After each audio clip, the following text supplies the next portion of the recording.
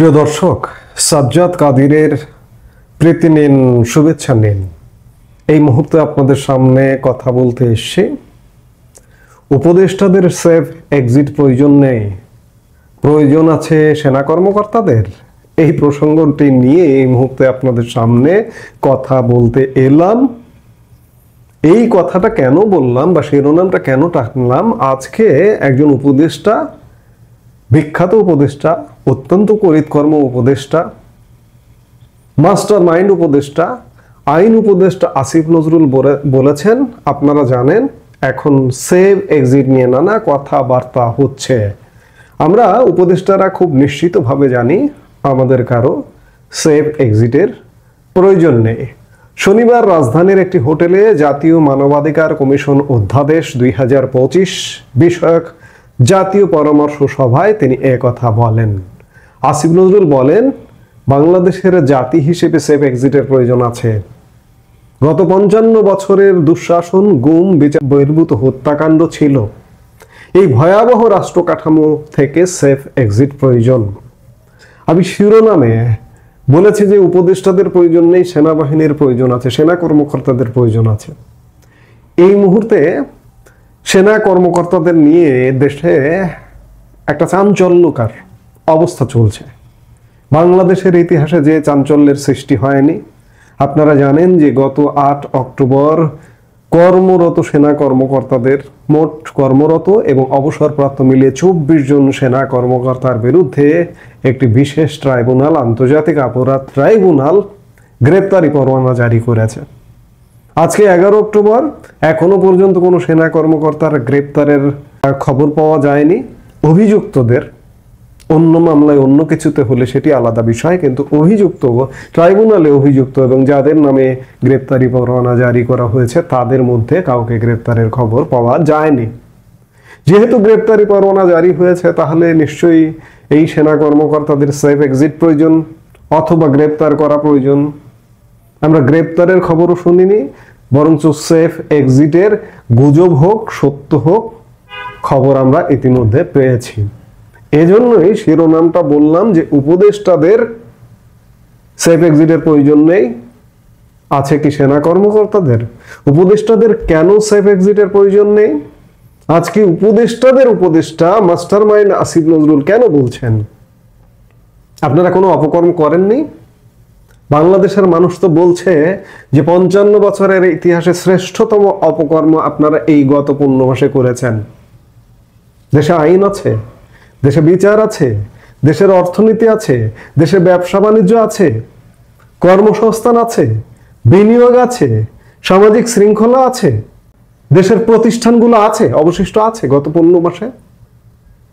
আমি আজকেই একটি ভিডিওতে আলাপ করেছি, দেশের সব প্রতিষ্ঠান ভেঙে ফেলানো হয়েছে, সর্বশেষ হাত দেওয়া হয়েছে সশস্ত্র বাহিনীতে, যার দরুন সশস্ত্র বাহিনীর নিজস্ব আইন বাদ দিয়ে একটা বিশেষ ট্রাইব্যুনালের আইনদের কর্মকর্তাদের বিচারের আওতায় আনার প্রচেষ্টা চলছে।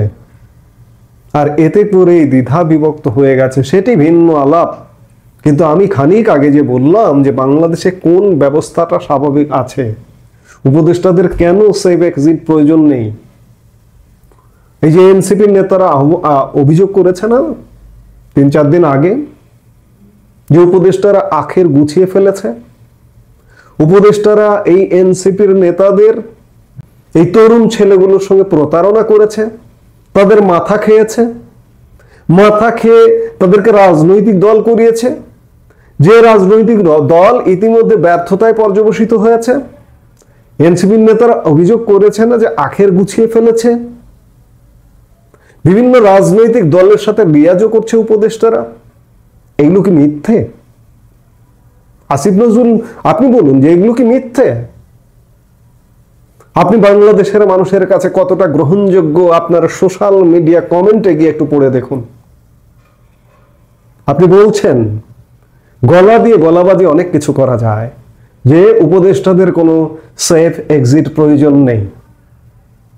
আপনাদের সমর্থক, আপনাদের পন্থী, অনলাইন যোদ্ধা পিনাকি ভট্টাচার্য কদিন আগে বলেছিলেন যে আপনাদের পরিণতি কি হতে পারে।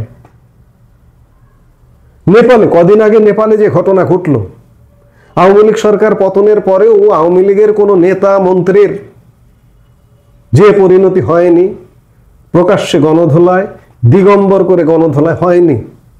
এগুলো পিনাকি ভট্টাচার্যের কথা, আমার কথা নয়। আজকের দেশটাকে যেদিকে নিয়ে যাওয়া হয়েছে তাতে এই উপদেষ্টা পরিষদের, বর্তমান উপদেষ্টা পরিষদের কি হতে পারে, পিনাকি ভট্টাচার্যই একটি ধারণা দিয়েছিলেন। আজকে নির্বাচন নির্বাচন করে দেশে স্লোগান উঠেছে। স্লোগান বলতে তারা উঠিয়েছেন যে নির্বাচন হচ্ছে, নির্বাচন হয়ে যাচ্ছে ফেব্রুয়ারি মাসে।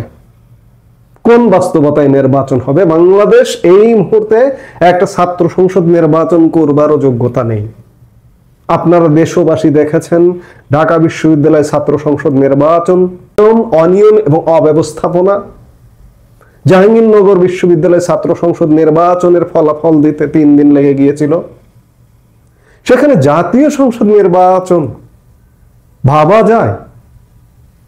একটি ভিন্ন সরকার আসতেই হবে, এর বিকল্প কোনো উপায় নেই।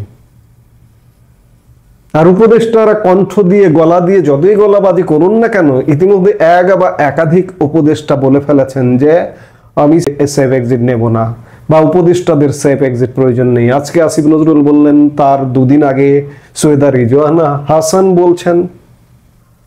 যারা বলছেন, উপদেষ্টা পরিষদে আরো লোকজন আছেন যারা বলছেন তারাই সেফ এক্সিট খুঁজছেন। নাহিদ ইসলামরা কদিন আগে বলেছেন যে আমরা কদিনের মধ্যে নামও প্রকাশ করে দেব, নামগুলো চলে আসবে। কাজেই উপদেষ্টাদের সেফ এক্সিট প্রয়োজন আছে। সেফ এক্সিট না হলে, সেফ এক্সিট যদি উপদেষ্টারা না নেন, এই বিতর্কিত উপদেষ্টারা যারা দেশকে ব্যর্থ করে ফেলেছেন, তাদের পরিণতি, ভয়ঙ্কর পরিণতি অপেক্ষা করছে। এখন সেফ এক্সিটের মালিক, পৃথিবীর ব্যবস্থারও সবচেয়ে বড় ব্যবস্থাকারী হচ্ছেন মহান আল্লাহ। আল্লাহই জানেন যে আসলে এই অপকর্মের হোতারা বাঁচবেন কিনা, রক্ষা পাবেন কিনা, কিংবা সেফ এক্সিট পাবেন কিনা।